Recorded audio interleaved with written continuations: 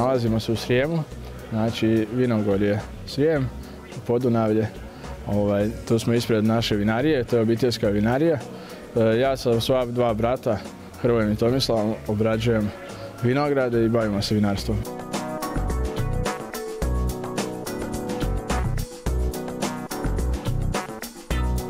Pa ovdje najzastupljenija sorta graševina, poslije nje je Silvanac zeleni i onda imamo još dvije bijele sorte, to je Chardonnay i Pinot sivi.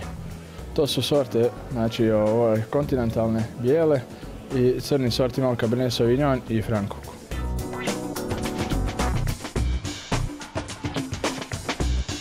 Ovo vinograd je najkarakterističnija je graševina zato što ona daje svoju sortnost, pokaže najbolje.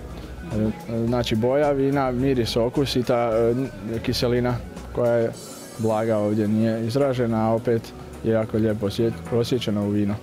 Poslije nje je zeleni Silvanac i mi možemo reći naše vino kuće.